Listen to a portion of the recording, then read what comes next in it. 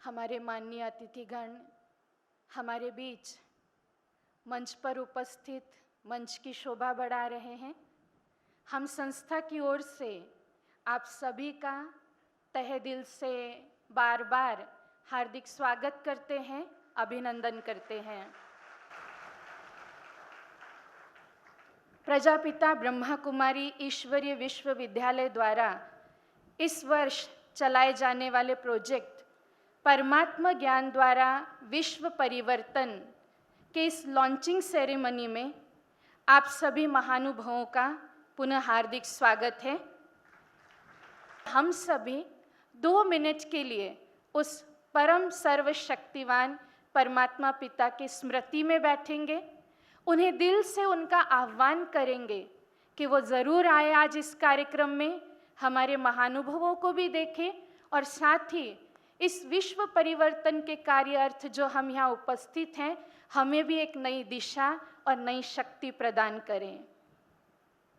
सफल कर लो सांसें अपनी, परम पिता को याद कर। व्यर्थ न जाए जीवन अपना, व्यर्थ न जाए जीवन अपना, पल पल को आबाद कर। सफल कर लो सांसें अपनी, परम पिता को याद कर। मैं ब्रह्मा कुमारी बहनों से अनुरोध करती हूँ कि वे पुष्पगुच्छ एवं बैचेस के द्वारा आज के हमारे मंचासीन अतिथियों का स्वागत और सत्कार करें। महामहिम राज्यपाल बहन द्रौपदी मुर्मू जी, आदरणीय हेमलता दीदी जी, आदरणीय शंकर लालवानी जी,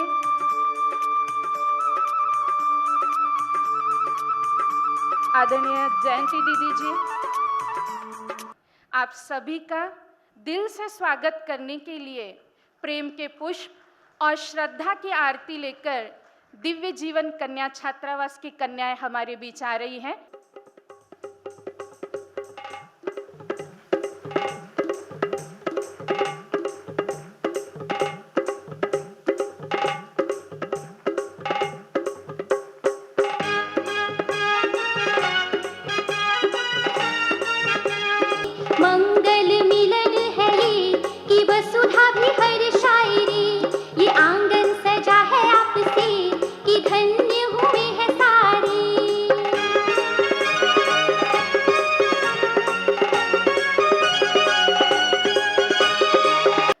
साहू जी जो प्रोजेक्ट के बारे में हमें स्पष्ट करेंगे। इस प्रोजेक्ट का लक्ष्य है कि कैसे हम परिवर्तन लाएंगे। परिवर्तन का जो आधार है वो है स्पिरिचुअलिटी। हम लाइट को क्रिएट करता है, अंधकार को क्रिएट नहीं करते। Absence of light is darkness. हम सभी संकल्प करते हैं कि इस प्रोजेक्ट में हम जरूर अपना संपूर्ण सहयोग देंगे और हमारे जोन में ही नहीं, पूरे भारत में और पूरे विश्व में ये ज्ञान का प्रकाश जरूर फैलाएंगे। नृत्य के द्वारा, पुष्पगुच्छ के द्वारा स्वागत के बाद अब मैं आमंत्रित करना चाहूँगी हमारी आदरणीय जयंती दीदी को। वर्तमान आपाधापी समय में, जिस समय सारे संसार में मनुष्य सुख और शांति के लिए अनेक प्रकार से प्रयत्न कर रहे हैं, ऐसे समय पर सभी दुखी, अशांत, परेशान और अनेक प्रकार की समस्याओं से ग्रसित हो चुके हैं। ऐसे समय पर सब मानव के अंदर से यही पुकार उठता है कि अब कैसे हम आगे बढ़ें, कैसे हमारे जीवन की ये समस्याएं मिटें, और इसके लिए वो अनेक प्रकार से प्रयत्न भी कर रहे हैं। परंतु सभी प्रकार के प्रयत्न का कोई भी समाधान नहीं मिल रहा है, और ये भी सभी को मालूम है कि अगर समस्या है तो समाधान होगा ही होगा। तो परमात्मा के ज्ञान के द्वारा कैसे विश्व का परिवर्तन हो, जिससे सभी को मालूम पड़े कि कैसे ये कार्य संभव है, वो कार्य सबके पास पहुँचे, वो समस्या का समाधान हो, ऐसा हम सबकी आश है। और आप सब अब सुनेंगे हमारे मंच पर जो आदरणीय सम्माननीय जन बैठे हैं, सभी इस समस्या का समाधान कैसे हो और परिवर्तन कैसे हो बताएंगे। तो हम आज बहुत ही खुशी से सबका स्वागत करते हैं। सबसे पहले तो मैं उस परम पिता परमात्मा का स्वागत करूंगी जो आज हमें ये प्रोग्राम दिए हुए हैं और हम उनका ये प्रोग्राम आगे बढ़ा रहे हैं, और उस परमात्मा का आज स्वागत है इस सभागृह में। हमारे माननीय सम्माननीय अतिथि जो इतना दूर से चल कर के हमारे बीच आई हैं, आदरणीय द्रौपदी मुर्मू जी राज्यपाल हमारे बीच उपस्थित हैं। उन्होंने अपना समय, इतना अमूल्य समय निकाल कर आई हैं, उनका भी मैं स्वागत करती हूँ। हमारे मंचासीन माननीय अतिथियों से मैं बहुत दिल से अनुरोध करूंगी, हम सभी की तरफ से वो दीप प्रज्वलित कर इस हमारी थीम, इस प्रोजेक्ट की लॉन्चिंग भी करेंगे। साथ साथ हम सभी का दृढ़ संकल्प भी इसमें शामिल होगा। मैं मंच को आमंत्रित करती हूँ कि वे सभी सम्मुख आएं। तेरे प्यार की छत्र छाया में आत्म दीप जलाया है, तेरे प्यार की छत्र छाया में आत्म दीप जलाया है। इस मन के मंदिर में बाबा हर पल मौज मनाया है, तेरे प्यार की छत्र छाया में आत्म दीप जलाया है। इस मन के मंदिर में बाबा हर पल मौज मनाया है, तेरे प्यार। लहर लहर लहराए झंडा ज्योति बिंदु शिव बाबा का, यही वो झंडा देता संदेशा ज्योति बिंदु शिव बाबा का। लहर लहर लहराए झंडा ज्योति बिंदु शिव बाबा का, यही वो झंडा देता संदेशा ज्योति बिंदु शिव बाबा का। पावन होगा ये जहां, होगा सबका फिर कल्याण। पावन होगा ये जहां, होगा सबका फिर कल्याण। लहर लहर लहराए झंडा।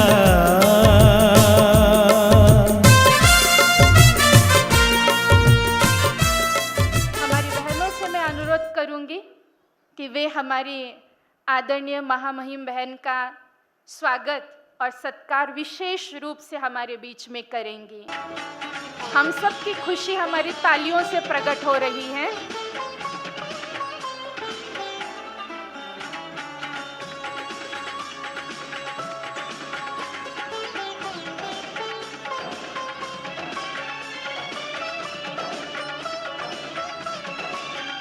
हमारे बीच हमारे माननीय अतिथि सुदर्शन गुप्ता जी भी पधार चुके हैं, तो मैं बहनों से अनुरोध कर रही हूँ पुष्प गुच्छ और बैग से उनका स्वागत करेंगे। तो मैं आमंत्रित करना चाहूँगी अपने गुड विशेष रखने के लिए हमारे कटक से पधारे हुए हमारे बहुत ही सीनियर भ्राता आदरणीय नथमल भाई जी। आज अति गौरव का विषय है कि आज हम विश्व को परिवर्तन के लिए एक संकल्प लेकर के आगे बढ़ रहे हैं, और वो भी कितना शुद्ध संकल्प, क्योंकि परिवर्तन हम सब चाहते हैं, विश्व की हर आत्मा चाहती है, लेकिन विश्व परिवर्तन का जो संकल्प है वो साकार तभी हो सकता है जब उस परमात्मा का ज्ञान, जिसको हम कहते हैं गॉड्स विजडम, तो उस गॉड्स विजडम के द्वारा ही ये एक सामने उदाहरण है हमारी आदरणीय हर एक्सीलेंसी महामहिम राज्यपाल द्रौपदी मुर्मू जी। आप उनके मुख से सुनेंगे कि किस प्रकार से ईश्वरीय ज्ञान के द्वारा उन्होंने संघर्ष किया और संघर्ष के अंदर विजय हुई। मैं आप सबको कहता हूँ, जोरदार तालियों के द्वारा हम उनका इस ईश्वरीय ज्ञान ने आज यहाँ पर उनको लाया है। इन्हें भी नहीं पता था कि मैं इस पोस्ट को या इस गवर्नर की पोस्ट को सुशोभित करने के लिए मुझे लायक समझेगा भगवान। ये ईश्वरीय ज्ञान की और ईश्वरीय शक्ति की पहचान है।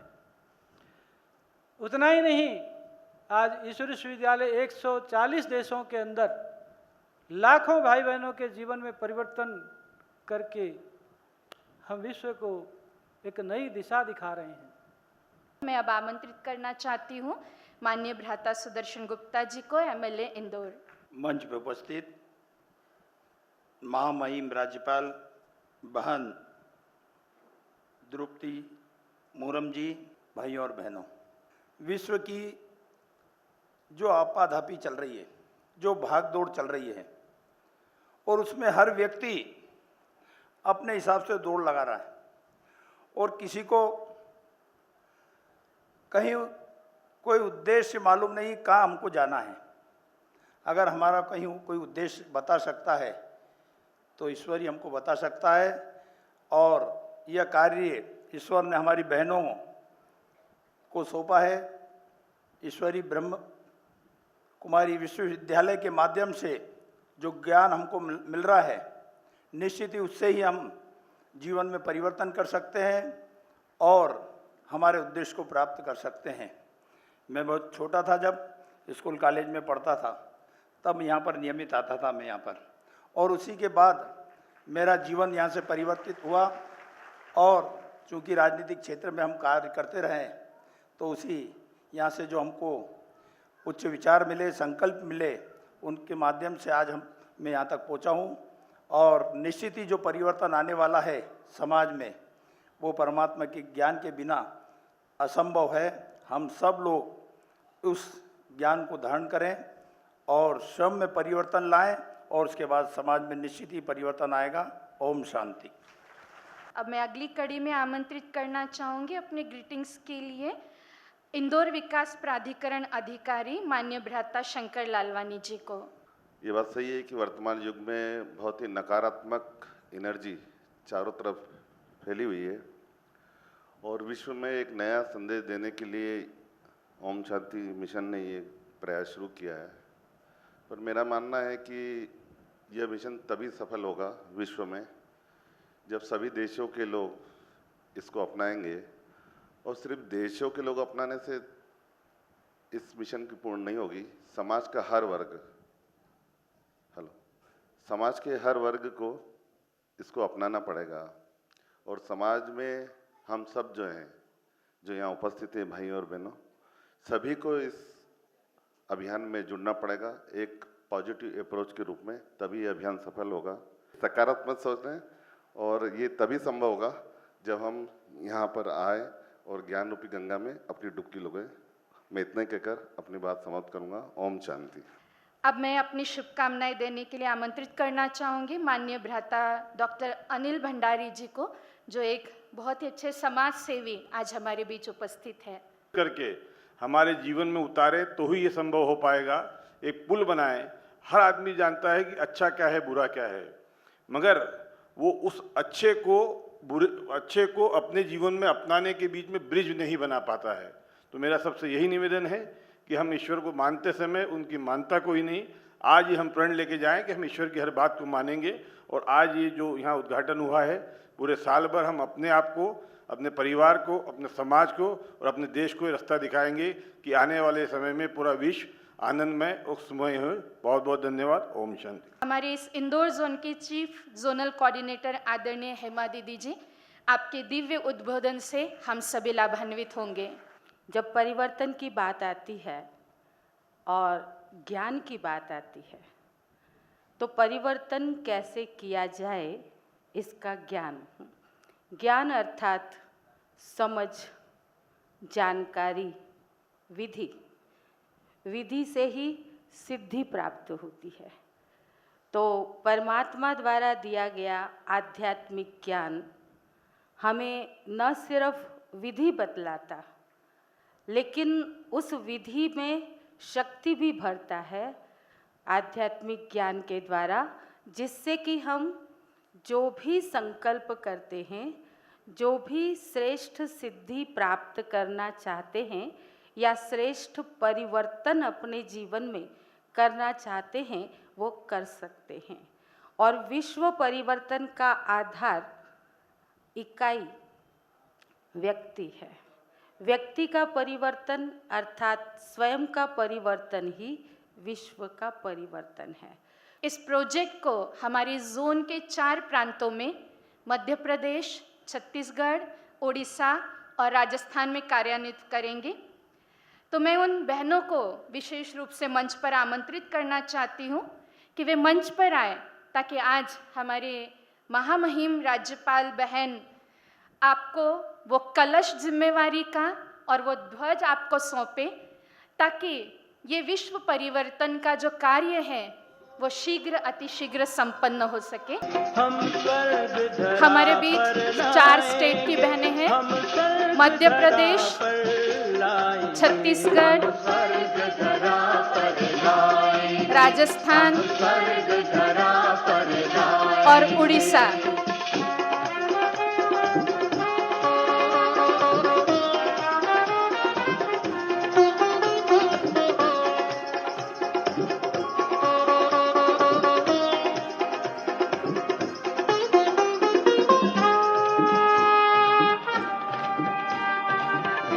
बनेंगे उस भारत की शान जो भारत था देव महान। हम देवी राज सजाएंगे, हम स्वर्ग धरा पर लाएंगे। हम देवी राज सजाएंगे, हम स्वर्ग धरा पर लाएंगे। आपके अनुभव हम आपके ही मुखारविंद से सुनेंगे और उसका लाभ लेंगे। आदरणीय महामहिम। ओम शांति। आज इंदौर में विश्व परिवर्तन के लिए जो प्रोजेक्ट आज हम सभी के बीच उद्घाटन किया गया कि परमात्मा ज्ञान से विश्व परिवर्तन, इसके अवसर पर मंच पे विराजमान यहाँ के परिचारिका बहन हेमलता जी, मंच पे विराजमान अरुण साहू जी, लक्ष्मण भाई जी, इंदौर के एमएलए सुदर्शन गुप्ता जी, जयंती बहन जी, विशेष समाज सेवी डॉक्टर अनिल भंडारी जी, इंदौर आईडीए के चेयरमैन शंकर लालवानी जी, सामने बैठे हुए सभी ब्रह्मावश्य और इस सेंटर से जुड़े हुए और नहीं तो जुड़ने वाले सभी परमपिता परमात्मा के सभी बहुत मीठे मीठे बच्चे, सबको मेरे तरफ से बहुत बहुत शुभकामनाएं। आज मेरे लिए एक बहुत सौभाग्य के दिन है कि मैं यहाँ जब भी जाती हूँ, जहाँ भी जाती थी कि सुनने के लिए जाती थी। जो मुझे लक्ष्मण भाई जी, अरुण भाई जी और उज्जैन के बहन जी मुझे बुलाने के लिए गई कि मैंने बोली कि मैं तो वहाँ जाके क्या करूँगी, ये तो इंद्रों के सभा है, ये देवी देवताओं की सभा। उस सभा में शायद मेरे लिए मैं इतने सौभाग्यशाली हूँ कि मैं ऐसे बहुत सारे सभा समिति मैंने अटेंड किया, बहुत सारे मैंने भाषण किया, लेकिन ये देवताओं की सभा, देवियों की सभा में मैं क्या करूँगी। उन्होंने कहा कि मैं आप सब जानते हैं, मैं छोटी सी बच्ची हूँ। मेरे शरीर के हिसाब से मैं शायद बड़ी हूँ, लेकिन बाबा के बच्ची के हिसाब से तो मैं छोटी ही हूँ। जैसे कि ज्ञान से मैं थोड़ा कच्ची भी हूँ। बाबा बीच बीच में अपने मुरली में बोलते हैं कि जो बच्चे छोटे होते हैं उनका जो बोल थोड़ा तोतले होता है, वो अच्छा नहीं बोल पाते, फिर भी वो सबके प्यारे होते हैं। इसलिए मैं थोड़ा बोलने के लिए कोशिश करूँगी। लुत्फन भाई जी ने बोले कि आप, क्योंकि यहाँ इतने वरिष्ठ बहनें हैं, भाई हैं, फिर कनिष्ठ भी है, लेकिन वो इतने दिन से, कोई 30 साल से, 40 साल से, 50 साल से ज्ञान में चल रहे हैं, योग कर रहे हैं, बाबा से जुड़े हैं। ये मैं ब्रह्मा बाबा के बारे में या परम पिता परमात्मा के बारे में, शिव बाबा के बारे में मैं इतना शायद नहीं बोल पाऊँगी। मैं अनुभव कर सकती हूँ लेकिन बोल नहीं पाऊँगी शायद। तो उन्होंने बोला कि आप थोड़ा अपना अनुभव ही सुना दीजिए। तो मैंने बोला कि ये देखिए, मैं थोड़ा इकोनॉमिक्स के स्टूडेंट हूँ, डिमिनिशिंग मार्जिनल यूटिलिटी में विश्वास करती हूँ, क्योंकि एक बात को बार बार बोलने से शायद इतना चार्म, इतना स्वीट, इतना अच्छा नहीं लगेगा। उन्होंने कहा नहीं, सब भाई बहनें तो सुना नहीं, अब थोड़ा फिर से आप थोड़ा उसको सुना दीजिए। तो मैं अपना अनुभव ही सुनाना चाहूँगी, क्योंकि मैं इतना ज्ञान में इतना शायद इतना ऑर्नामेंटल लैंग्वेज, इतना अच्छा लैंग्वेज नहीं बोल पाऊँगी, इसीलिए मैं अपना अनुभव ही सुनाती हूँ। मैं एक छोटी सी गांव से बिलोंग करती हूँ, जहाँ मुश्किल से सूरज का किरणें वहाँ गिरती थी। अभी तो थोड़ा हो गया डेवलपमेंट, लेकिन मैं जब छोटी थी तो वहाँ कोई भी ऐसे व्यवस्था नहीं था, ना अच्छा स्कूल था, ना अच्छा कोई रास्ता था। तो फिर भी ऐसे भगवान के कृपा से थोड़ा पढ़ाई तो हो गया।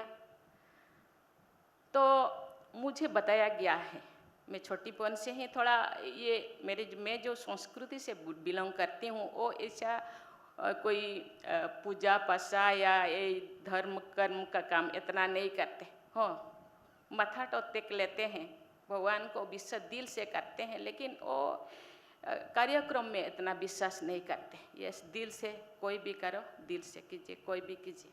साल भर में शायद जो 12 महीने होता है, शायद यही 12 ही वो माथा टेकते हैं। तो मैं भी ऐसे ही करती थी। तो मैं थोड़ा, वहाँ बहुत सारे दूसरा बिरादरी के लोग भी होते थे, तो मैंने सोचा कि थोड़ा इनसे ये रोज़ मंदिर मैं भी जाती थी, उनके साथ नमन करती थी। तो मुझे पता नहीं था ये क्या, मैं तुलसी के पौधे में पानी भी डालती थी। मैं उनसे पूछती थी, मेरे जो साथी थे, तो आप क्या बोलते हैं यहाँ जब नमन करते, कुछ तो बोलते होंगे। तो उन्होंने कहा नहीं, आप जो चाहते हो वो बोल लीजिए। तो मैं भी थोड़ा बोल लेती हूँ। मुझे कोई मंत्र या कोई श्लोक मुझे पता नहीं। तो मुझे बहुत विश्वास था भगवान के ऊपर। मुझे ऐसे बताया गया है कि बहुत दिनों के बाद, बहुत तपस्या के बाद ये मनुष्य शरीर मिलता है। बहुत जोनी के बाद, कोई सांप ये वो, कोई भेड़ बकरा ये वो के बाद ये शरीर मिलता है। क्योंकि ये तो जनरल कॉन्सेप्ट है। अभी तो मुझे पता चला कि नहीं, मनुष्य आत्मा मनुष्य ही का ही जन्म मिलता है। तो उस टाइम तो मुझे ये ही पता था कि आज जो जनरल कॉन्सेप्ट है कि इतने दिनों के बाद आप मनुष्य जन्म आपको मिला है, तो कुछ तो कोई उद्देश्य तो होगा। ये शरीर तो खाओ पियो और इनकम करो, फिर संसार बढ़ाओ, इसके बाद शरीर खत्म हो जाएगा, ये नहीं है। शायद कुछ तो अलग है, कुछ तो विशेष है, कुछ तो विशेष उद्देश्य है, इसीलिए ये शरीर मिला है। तो इसीलिए मेरे जो पतिदेव थे वो बैंक ऑफिसर थे, वो तरह तरह के जगह उनका ट्रांसफ़र होता था। मैं बहुत सारा ऐसे संस्थाओं से मैंने जुड़ी हूँ। उसी संस्थाओं का नाम यहाँ बोलना नहीं चाहूँगी। मुझे लगता है 10-20 संस्था से मैं जुड़ी हूँ, और बहुत सारी किताबें भी मैंने पढ़ी, और मैं रात रात नगर कीर्तन और भजन कीर्तन करती थी और पूजा पसंद। मेरे घर में शायद 100 से ज़्यादा ऐसे फोटो चित्र मूर्तियाँ हैं। हर रोज़ मैं पूजा करती थी, इसके बाद अन्न जल में ग्रहण करती थी। तो जिंदगी तो सुख दुख ऐसे चलता रहा है। फाइनेंशियल, मैंने बोला ये तो फाइनेंस तो हर जो आज आएगा फिर जाएगा, ये कुछ चीज़ नहीं, जिंदगी अच्छी तरह से कट जाए, लेकिन ये तो चलता रहा। लेकिन बाद में मैं फिर पब्लिक लाइफ में आ गई। बहुत सारा सोशल वर्क भी मैंने किया वहाँ, क्योंकि उस जो क्षेत्र से मैं बिलोंग करती हूँ वहाँ पॉवर्टी बहुत ज़्यादा है, सोसाइटी में भी, उस एरिया में भी। तो मैं सोशल वर्क करती थी, लोगों का सेवा भी करती थी, घर से थोड़ा बहुत रुपया पैसा लेती थी और उनको देती थी, काम करती थी। लोग मुझे पसंद करते थे, मैंने बहुत अच्छा लगा, मुझे लगता है यही शायद ज़िंदगी है। लेकिन अचानक मुझे पब्लिक लाइफ का ऑफ़र मिला, तो मैंने सोचा कि क्यों ना हम सेवा करें, चलिए। तो सेवा के लिए भी अच्छा मौका मिल गया, तो मैं थोड़ा सेवा भी कर लिया। तो 2000 ये तो मैं शायद अपना जीवनी जो लिखूंगी, शायद ये जो महाभारत रामायण ये तो शायद सीमित है। कोई ऐसे में तो राइटर्स भी नहीं हूँ कि कभी भी नहीं हूँ। शायद राइटर्स और कभी होती तो शायद इतना किताबें लिखती, शायद ये पढ़ते पढ़ते जिंदगी बीत जाता। ऐसे बहुत सारा उत्थान पतन के बीच तो मेरा रिज़ल्ट अच्छा नहीं हुआ। 2014 में मेरा रिज़ल्ट अच्छा नहीं हुआ, तो मैंने सोचा ठीक है, ये भी एक अनुभव लेना चाहिए, क्योंकि ज़िंदगी में कुछ हारना भी चाहिए, हारना भी कुछ अनुभव लेकर जाना चाहिए। ये भी अनुभूति है ज़िंदगी का।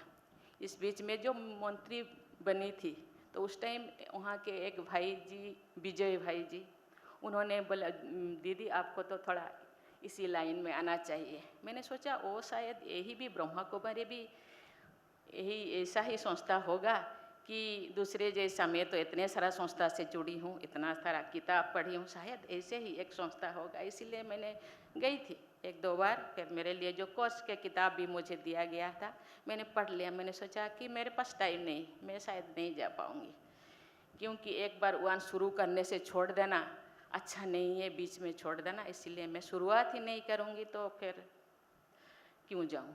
लेकिन वो लोग मेरे साथ जुड़ते रहे, आते रहे।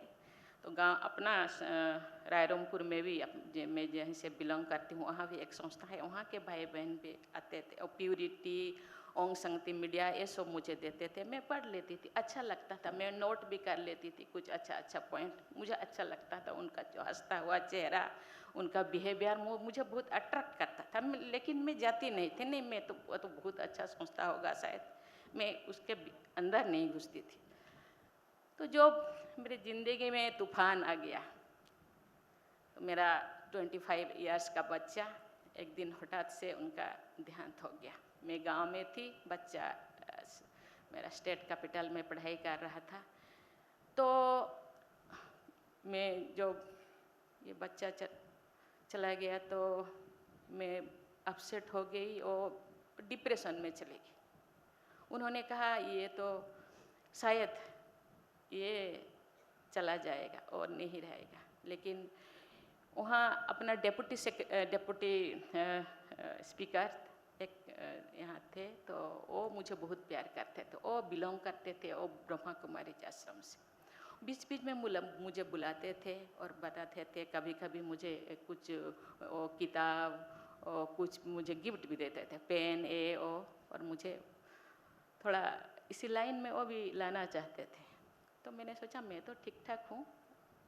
और तो उन्होंने उन्होंने बताया कि बहुत 1-2 दिन तो मुझे समझाया। उन्होंने कहा ये ज़िंदगी जीने का नाम नहीं, ज़िंदगी को तुम्हारे और भी बहुत सारा आत्माएं हैं, और उनका सेवा का, तुम्हारी सेवा की ज़रूरत है, उनके लिए तुमको जीना होगा। तो मैंने सोचा चलिए ठीक है। बहुत दिनों के इतने डिप्रेशन, 1 महीने तक 2 महीने तक मैं रोते रही, रात दिन नींद ही नहीं था। उन्होंने कहा तुम घर के पूरा ऐसे सदस्य हो, तुम्हारे ऊपर ये फैमिली निर्भर कर रहा है। ये फैमिली ही नहीं, ये एरिया, ये जितने भी एरिया, इतने सारे लाखों तुम्हारे बच्चे हैं। तुम एक बच्चा चला गया, हम सब तुम्हारे बच्चे हैं। सब आगे रोज दिन रात जैसे भीड़ जैसे यात्रा चल रहा है घर में। तो मैंने सोच लिया कि ठीक है, चलो ज़िंदगी जी लेते हैं। तो फिर मैंने शुरू कर दिया जाना, आश्रम जाना शुरू कर दिया, गांव-गांव घूमना शुरू कर दिया। तो तुम थोड़ा गांव में घर से निकलो, घर से निकलने के बाद तुमको जाना पड़ेगा। फिर मैं आश्रम से जुड़ गई। तो आश्रम मैंने बोला कि मुझे जाना है, मुझे जाना है, क्योंकि मुझे तो बहुत सारा ये जो संस्थाएं हैं, ये संस्थाएं तो मैं थोड़ा खुद ही कुछ करती हूँ, लेकिन मुझे समझाने के लिए, मुझे बुझाने के लिए, कोई दिल का बोझ थोड़ा हल्का करने के लिए मेरे पास कोई नहीं। तो मैं जब गई, उन्होंने इतना प्यार दिया, इतना प्यार दिया। मैंने सोचा ये मैं क्यों पहले नहीं आई, शायद मैं आती तो इतना सारा जो मुझे दिल में इतना सारा बोझ लेकर शायद मैं नहीं घूमती, शायद मैं अपने आप को स्ट्रॉन्ग कर पाती। तो जो उन्होंने वहाँ सुप्रिया बहन जी ने मुझे कोर्स कराया। क्या कोर्स कराया मुझे पता नहीं, क्योंकि मैं कुछ सुनती नहीं थी। उन्होंने कहा कि आपको हलचल के अंदर आपको अटल बनना होगा। बोले कैसे अटल बनूं? हलचल, इतना आंधी तूफान में कैसे मैं अटल बन सकती हूँ? एक 25 ईयर्स का बच्चा, उसका जिंदगी जीने का इतना दूर उनका जीने का था, लेकिन आधा अधूरा जी करके वो चला गया। तो कैसे मैं फिर जी पाऊँ? नहीं, आपको तो जीना होगा, क्योंकि इतने सारे दुनिया में इतने सारे आत्माएं हैं, उनके लिए आपको जीना होगा। इसलिए आपको मेडिटेशन करना होगा, बाबा से योग लगाना होगा। योग तो नहीं लगता था। उनका दिनचर्या मुझे बता दिया गया कि आपको 3:30 बजे उठना है, 3:30 बजे उठना है, फिर योगा करना है। योग तो नहीं लगता था, इतने कैसे योग लगाऊं? तो नहीं, आपको तो आप योग लगे या ना लगे, आपको तो बैठना होगा। तो बाबा का कमरा एक मैंने बना लिया और वहाँ बैठने लगा। तो कुछ दिन के बाद, 1 महीने के बाद थोड़ा स्टेबल होने लगी मैंने, कि हाँ ठीक लगने लगा। थोड़ा अनुभव भी बहुत अच्छा अनुभव आने लगा। तो मैंने फिर घूमना फिरना शुरू कर दिया। फिर वो बहनों के साथ ये ब्रह्मा कुमारी के जो सोच, उनका कॉन्सेप्ट को लोगों के पास पहुंचाने लगा, तो मुझे अच्छा लगने लगा। तो फिर इसके बाद 2-3 साल के बाद फिर मेरा और एक बच्चा चला गया, 28 का, फिर वो भी एक्सीडेंट में चला गया। तो मैं फिर डिप्रेशन हो गया, तो पहले से थोड़ा कम। उन्होंने कहा कि आपको नोस्टोमोहा बनना पड़ेगा। नोस्टोमोहा क्या है ना? डिटैचमेंट। कैसे डिटैच, इतने दिन का अटैचमेंट कैसे, ऐसे धक से कैसे मैं डिटैच कर पाऊँगी? मैं तो कर ही नहीं पाऊँगी। उन्होंने कहा नहीं, अब तो, क्योंकि ये बाबा कहते हैं ना, आपको हड्डी देना पड़ेगा, क्योंकि ये जितने सारे दुनिया में 700 करोड़ से ज़्यादा आत्माएं हैं, सब अलग अलग है। आप एक माध्यम है। वो कहते हैं, जो बहन जी ने मुझे बोले कि जो हुआ अच्छा ही हुआ, जो हो रहा है अच्छा ही हो रहा है, जो होगा अच्छा भी हो, कल्याण किए है। मैंने बोला ये बहन जी कैसी है, मैं इतने दुखी हूँ, बहन जी ऐसी ऐसी बातें बोलती है, तो ये तो दिल को छूते, मुझे अच्छा नहीं लगने लगा।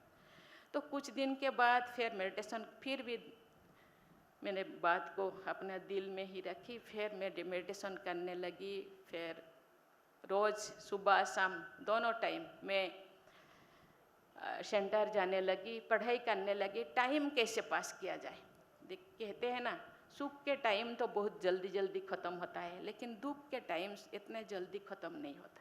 इसलिए मैं हर रोज़ कुछ ना कुछ किताब लाती थी और किताब को पढ़ती थी, मन लगे या ना लगे। मैं किताब में अपना आँखों को थोड़ा वहाँ लगाती थी, कुछ ना कुछ तो अंदर जाता था।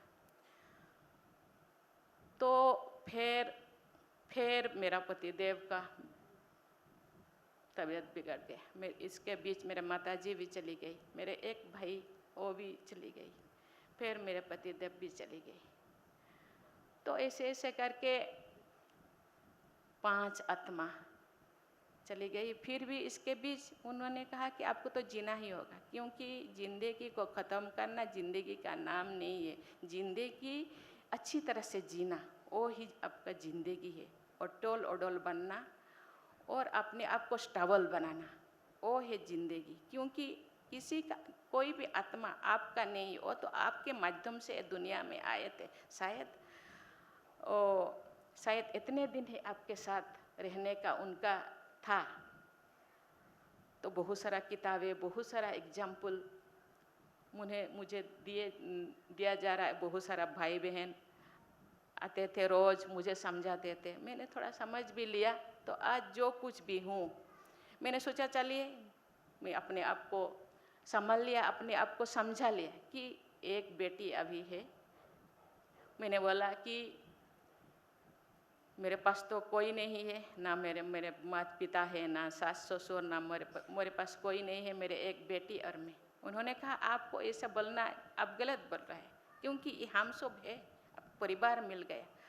कहाँ ये एक सूखे पत्ता जो नदी में बहुत सारा भंवरों से, बहुत पत्थर से टकरा के जब समुद्र में आप आके मिले हो, तो आप तो सागर के बच्चे हो, हम सब के बहन हो। तो अब तो इतना बड़ा बेहद का परिवार मिल गया। आप क्यों कहती हो कि ये आपके कोई नहीं, हम सब आपके हैं। उसी दिन से मैं रोज़ चलने लगी। कभी कभी तो सेंटर में ही मैं रह जाती थी। कोई मुझे नहीं बोलते, कि मुझे नहीं टोकते थे। मैं ऐसे खान पान तो बहुत दिनों से ही मैं शुद्धि कर लिया था, लेकिन वो थोड़ा प्याज लहसुन का था तो उसको भी मैंने ख़त्म कर दिया। तो अभी तो मैं चल रही हूँ। मुझे लिया गया वो आपका माउंट आबू, शायद मैं फर्स्ट टाइम गई थी। तो मेरे जो स्टेज के शायद बहुत कम स्टेज मिलन भी मुझे मिल गया। उन्होंने कहा अब तो बहुत भाग्यशाली, हम इतने दिन से बाबा के बच्चे बने हैं, लेकिन स्टेज मिलन हमको नहीं मिला। तो कभी कभी आप तो सुने होंगे शायद अपने उषा दीदी एक कहानी सुना करती है कि एक नारद जी और भगवान के बीच में जो लिस्ट वो बनाते हैं, 2 लिस्ट। एक लिस्ट में जो भगवान को जो प्यार करते हैं, और एक दूसरा लिस्ट है कि भगवान जिनको प्यार करते हैं। मैंने अपने आप को समझा लिया, शायद भगवान मुझे प्यार करते हैं, इसीलिए मैं जंगल में थी, मैं मिट्टी में थी, अब मुझे कहाँ से कहाँ बना दिया। मैं जो कुछ भी हूँ आज उन बाबा के बदौलत हूँ।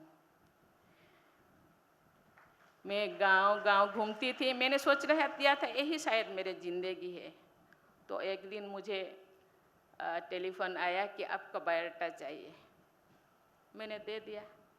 तो कुछ दिन बाद मुझे ये पोस्ट मिला। तो मुझे सब जितने भी पत्रकार, जितने भी मीडिया पर्सन सब आए, आपका सिफारिश कौन किया? मैंने बोला मेरे तो कोई नहीं है सिफारिश करने वाले, ना आगे ना पीछे, ना मैं किसी से आज तक जितने दूर भी मैं आई हूँ, कोई ने मेरे लिए सिफारिश नहीं किया। शायद ये बाबा का ही कमाल है, बाबा ही शायद सिफारिश किया है, मेरे सिफारिश करने वाला कोई नहीं है। कल जो मैं आ रही थी, इसके पहले 2 दिन से मुझे कोई इंडिकेशन हो रहा था कि कुछ ऐसे घटनाएं घटी, कुछ तो ऐसे होने वाला है। कल भी मुझे लगा कि कुछ होने वाला, फिर बाबा को मैं याद किया आने वाला भी। फिर रास्ते भर अपना एडीसी से मैं बात करती रही, क्या हो रहा है, कुछ बाबा के बातें करती रही। तो कोई बड़ा सा दुर्घटना, छोटा दुर्घटना में ख़त्म हो गया। इसीलिए बाबा को मैं धन्यवाद देना चाहती हूँ। बड़ा सा दुर्घटना से हम लोग बच के आज जो कुछ भी है। कभी कभी अपने सुप्रिया बहन लौकिक में एक गीत बोलते हैं, तुम ही हो माता पिता, तुम ही हो बंधु सखा, तुम ही हो।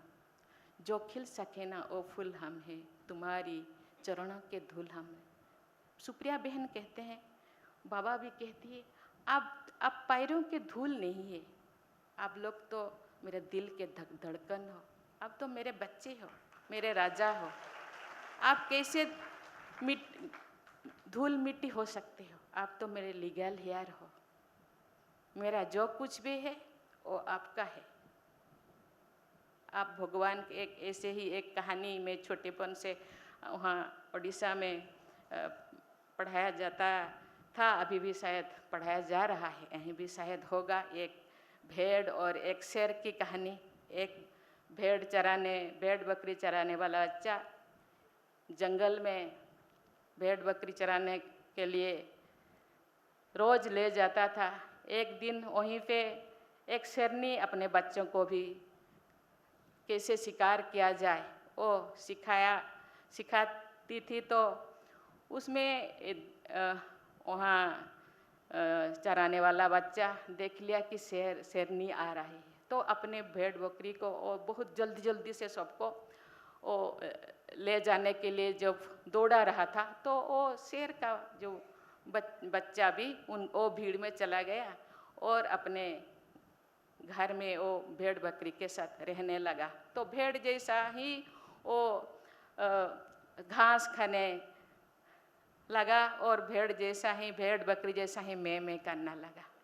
रोज शेरनी जी वहाँ अपने बच्चों को खोजने के लिए वही जगह रोज इंतज़ार करती थी कि मेरा शेर का बच्चा कब आएगा, ज़रूर आएगा एक ना एक दिन।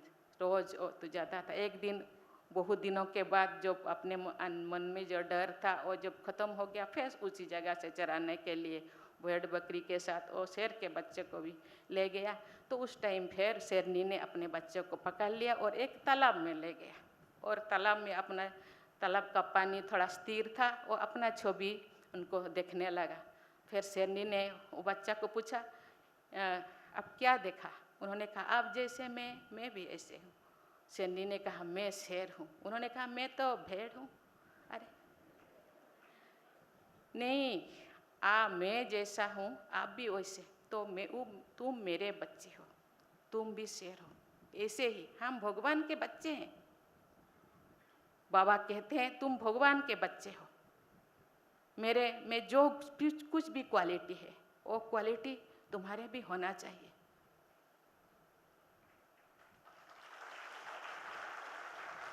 तुम्हारी है, जो मैं धरती में तुमको भेजा था उस टाइम में वही गुण वही क्वालिटी दे करके मैंने भेजा था। लेकिन बाद में पता नहीं आप यहाँ के चमक धमक, यहाँ के जितने क्वालिटीज़ को तुमने अडॉप्ट कर लिया, इसीलिए अभी उसी क्वालिटी को आपको त्याग करना होगा। वो कहते हैं ना, 100 परिवर्तन से विश्व परिवर्तन। पहले अपने आप को परिवर्तन करो। बहुत अच्छा वो तो कहावत है, चैरिटी बिगिन्स एट होम। पहले अपने आप को परिवर्तन करो तो विश्व परिवर्तन जरूर होगा। अभी तो हम काम क्रोध लोभ मोह कहते हैं। कभी तो बहन जी कहती है, जो हलवा पक जाता है ना तो वो किनारा छोड़ देता है। तो कोई, इसीलिए आपको भी थोड़ा कुछ चीज़ को त्यागना होगा। वो ऐसे त्याग करना इतना मुश्किल नहीं है, लेकिन अभ्यास की ज़रूरत है। अभ्यास में प्रैक्टिस मेक्स मैन परफेक्ट, वो तो कहावत है। लेकिन वो तो कहावत में रह गया है। उसको प्रैक्टिकल में लाना है, दिल में उतरना है, जिंदगी में उसको लाना है। इसीलिए हर किसी को मैं बोलना चाहूँगी कि जिंदगी एक बहुत अच्छा तोहफा है। ये हर देश को चलाने के लिए, स्कूल को चलाने के लिए, कोई भी अनुष्ठान को चलाने के लिए कुछ नीति नियम हम लोग बनाते हैं। जिंदगी को चलाने के लिए भी बाबा कितने अच्छे अच्छे ज्ञान हमको देते हैं। उसी ज्ञान के आधार से हम जब चलेंगे ना, जिंदगी एक हसीन सा बन जाएगा। और जो दुख अशांति है, हम दुनिया के लोग अभी हर कोई शांति चाहते हैं। आज तो वर्ल्ड में भी मीटिंग बन गया कि हम पीस कैसे लाए, इन्वायरमेंट कैसे हम ठीक ठाक करें।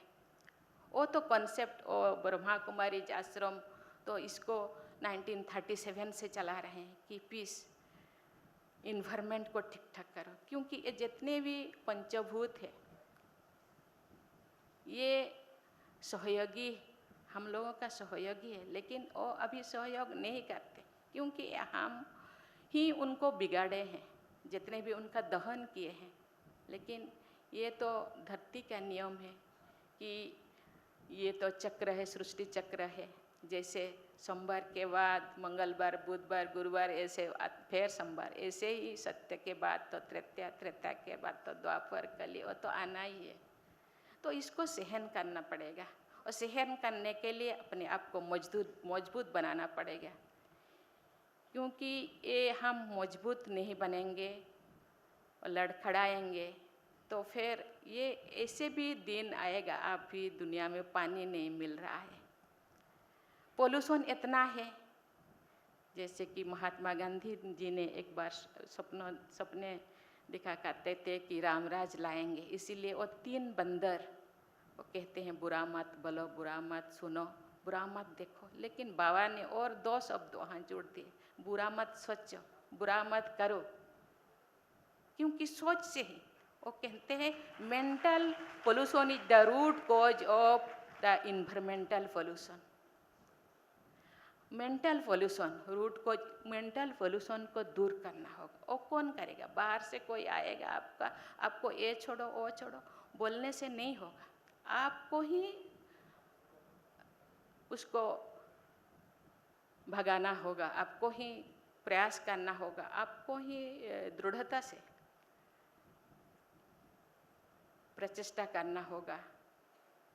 मुझे लगता है हर कोई अपने आप को कोई दमन करने से, आज बहुत सारे बहनें तो गांव में कितना सारा प्रोग्राम करते हैं, बहुत सारी बातें तो लोग करते हैं, लेकिन हर कोई को सोचना चाहिए। आज पानी नहीं मिल रहा है, आज भूकंप हो रहा है, क्या क्या हो रहा है, उसका रूट कॉज हम सब है, कहीं ना कहीं हम सब है। इसीलिए हम अपने आप को जब जरूर परिवर्तन, वो दिन दूर नहीं कि ऐसे हम खुशहाल जिंदगी जी सके। और बाबा का जो सपना है, बाबा आज प्रत्यक्ष में आ रहे हैं। मैं तो कहते हैं कि रात 3 बजे तुम कैसे उठ जाते हो? रात 3 बजे तो हम सोने जा रहे हैं, रोज हम सोते हैं। इतने देर क्या करते हो? नहीं, दिन भर हम काम करते हैं, फिर रात में फिर पढ़ाई करते हैं, फिर 3 बजे सोते हैं, फिर 10 बजे हम उठते हैं। मैंने सोचा नहीं, मैं रात 2 बजे सोने से भी 3:30 बजे कोई ना कोई मुझे जगा देता है, अरे उठो, टाइम हो गया, तुमको उठना है। मैं उठ जाती हूँ, नहीं तो ऐसे कोई साउंड आ जाता है कि मैं उठ जाती हूँ। फिर टाइम जब देखती हूँ, अरे 3:30 बज गया, अच्छा मुझे थोड़ा मेडिटेशन करना है। कभी जो ट्रैफिकिंग का टाइम हो जाता है, अपने आप आंखें और वॉच के ओर चला जाता है और मेडिटेशन के लिए मैं बैठ जाती हूँ। मुझे लगता है ज़िंदगी को ऐसे बनाने से, मुझे लगता है हर कोई अभ्यास करने से हर कोई कर पाएगा। मैं जो कर पाती हूँ तो आप तो ज़रूर कर पाएंगे शायद। आज भी कहते हैं आपके पास तो इतना काम है, इतना काम कर रहे हो, इतना घूमना फिरना आपका हो रहा है, आप कैसे मैनेज करते हैं? मेरे पास टाइम नहीं है, क्योंकि मुझे लगता है 24 घंटा नहीं, मुझे लगता है 48 आवर्स होता तो शायद दिन अच्छा रहता। टाइम कैसे गुजार जाता है मालूम नहीं पड़ता। हर मिनट हर सेकंड हम लोगों को यूटिलाइज करना चाहिए।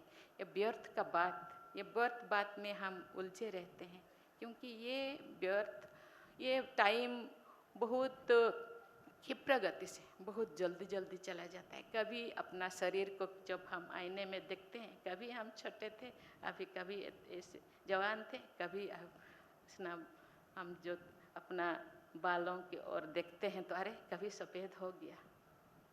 इसीलिए टाइम किसी को इंतज़ार नहीं करता। हर कोई अपने आप को देखो। मुझे लगता है हर कोई हम जो मैं बहुत क्रोधी थी, थोड़ा बहुत गुस्सा वाली थी, लेकिन अभी गुस्सा नहीं है। मुझे मेरे बेटी कहती है माँ अब तो अभी गुस्सा नहीं, हर घड़ी तुम हंसती रहती हो। बाबा ने बोलते हैं जो हर घड़ी तुम हंसते रहो, मुझे वो रोते हुए चेहरा अच्छा नहीं लगता, इसलिए मैं हंसती रहती हूँ। और मैं हंसना जैसा एक मुझे बन गया, एक नेचर बन गया, मैं हंसती रहती हूँ, नेचुरल नेचर बन गया। तो ये तो हंसती रहती है। ये इतना उनके न्यार एंड डियर जिगर के टुकड़े एक के बाद एक चले गए, फिर भी हंसती रहती। शायद उनको अच्छा लगता है। अच्छा तो नहीं लगता है। बाबा कहते हैं जो तुम्हारा शरीर आत्मा से अलग हो जाएगा तो बाबा उस टाइम डिस्प्ले करेगा तुम जिंदगी में क्या क्या किया। इसीलिए मैं जब देखूंगी अपना चेहरा तो मुझे भी अच्छा लगने लगा। ठीक है, इस जन्म में तो ऐसा हो गया, शायद दूसरे जन्म में ऐसा ना हो, इसीलिए मैं ऐसा ही करती हूँ। कितने बाबा कहते हैं कि आप जो रुपया पैसे सब डिपॉजिट करते हो, ये डिपॉजिट तो विनाश हो जाएगा, पता नहीं कभी भूकंप आएगा, कभी आग में चला जाएगा, कभी कोई चोर ले जाएगा, लेकिन तुम जो करते हो वो डिपॉजिट होता है नेक्स्ट के लिए, कैरी फॉरवर्ड होता है। इसीलिए उसी विश्वास के साथ हमको जीना है। पता नहीं वो तो कोई भी, मैं तो विश्वास करती हूँ, कोई विश्वास ना भी करे तो इसी जिंदगी भी तो अच्छा जिंदगी जी सकेगा ना। इसीलिए हर किसी को ना दुख देना ना दुख लेना, क्योंकि ये दुख और सुख ये तो विनाशी है। अभी दुख है तो वो तो चला ही जाएगा, दुख हमेशा के लिए नहीं रहेगा, सुख भी नहीं। इसीलिए अपने आप को प्रिपेयर करना है, ये मेरा अनुभव कहता है। इसीलिए मैं हर किसी को बोलती रहती हूँ, देखिए मुझे स्टेबल बनने के लिए कितना संघर्ष करना पड़ा, कितना मैं दिन रात मुझे मेहनत करना पड़ा, कितना आँखों से पानी गिराना पड़ा। आपको ऐसे नहीं हो। मैं सबको खुशी देखना चाहती हूँ, खुश देखना चाहती हूँ। सब खुश रहे, ना किसी को दुख दो ना किसी से दुख लो। कोई भी गुस्सा करेगा तो मैं थोड़ा हंस देती हूँ, चलो भाई calm down please, leave it, इसको भूल जाओ। दादी जी कहते हैं बीती को बिंदी लगाओ, जो बीत गया सो बीत गया। जो जितने दिन तुम जिंदगी तुम्हारा है उतने दिन तो खुशी से जियो, क्योंकि वो जो गया उसको तुम, ये कहते हैं कि ये life is one way traffic, आप बैक नहीं आ सकते, आप पीछे नहीं आ। हम जो चाहते हैं कि अभी मैं जवान हो जाऊं, अभी मैं बच्चे बन जाऊं, अब हो सकेंगे नहीं। जो दिन चले गए वो उसको आप लौटा नहीं सकते। इसलिए जो है जितने भी है उसको फुल यूटिलाइज करो, सकारात्मक पॉजिटिव वे में उसको यूटिलाइज करो। मुझे लगता है ऐसे करने से खुद तो अच्छा ज़िंदगी जिएंगे और दुनिया को भी परिवर्तन कर देंगे। हम घर में बहुत सारा आत्माएं हैं, शायद ऑपोजिशन भी होगा, लेकिन मुझे लगता है कि एक ना एक दिन उनको भी आना पड़ेगा। मैं एक संस्था से जुड़ी थी, वहाँ के जो चीफ थे उन्होंने कहते हैं कि जो भगवान जिसको पसंद करते हैं ना, पता नहीं वो बाल पकड़कर वो सामने लाते हैं, क्योंकि कभी ना कभी उनको आना ही, भगवान के सामने आना ही पड़ेगा। मुझे लगता है उसी कंसेप्ट को मैं थोड़ा सही मानती हूँ। मुझे लगता है बहुत ज़्यादा थापड़ खाने के बाद मुझे फिर सीधे रास्ता, जैसे कहते हैं ना हम लौकिक में जो बच्चा जो बिगड़ जाते हैं, एक थोड़ा प्यार से भी हम थोड़ा गुस्सा भी हो जाते हैं, थप्पड़ भी थोड़ा लगा देते हैं। मुझे लगता है मुझे भी थोड़ा ऐसे थोड़ा शायद थप्पड़ लगा तो सही रास्ता आ गया। ये मुझे अपने, क्योंकि जिंदगी को थोड़ा रोमांटिक भी बनाना चाहिए, थोड़ा रोमांटिक भी बनाना चाहिए, तो फिर आपका ज़िंदगी जीना सहज हो जाएगा। बहुत मैं थोड़ा प्यार के भूखी हूँ, इसीलिए मैं आई थी आपके इतने अच्छा माहौल में। आप लोगों का वाइब्रेशन मिलेगा मुझे, शायद मेरा ज़िंदगी भी थोड़ा बहुत और बेहतर हो जाएगा। इसीलिए मैं जब भी मुझे ब्रह्मा कुमारी का प्रोग्राम हो, जब भी मुझे बुलाते हैं तो मैं फटाक से बोल देते यस मुझे जाना है, क्योंकि मुझे बहुत सारा प्यार मिलता है, मुझे बहुत सारा प्यार मिलता है, शुभ दृष्टि मिलता है, यहाँ पवित्र माहौल मिलता है, थोड़ा वाइब्रेशन अच्छा मिलता है, कुछ घड़ी से ही मुझे ऐसे हंसी खुशी जीने का थोड़ा समय मिलता है।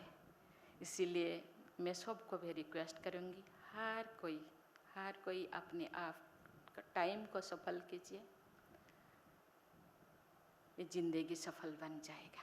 हर कोई कहते हैं ना कि सब समस्या स्वरूप नहीं बने, समाधान स्वरूप बनना चाहिए। हर समस्या का समाधान का रास्ता हम समाधान स्वरूप बन सकते हैं। Thank you.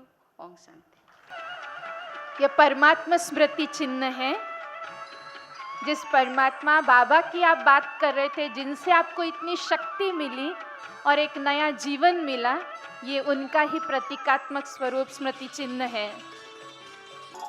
कर लो अनुभव प्रभु प्यार का,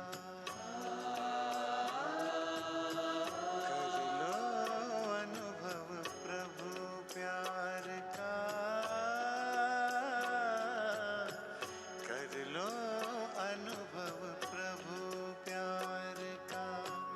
बाहों में वो बुला रहा, वो करुणा कर दया का सागर, स्नेह में सबको समा रहा, स्नेह में सबको समा रहा। आओ प्रभु शरण आओ,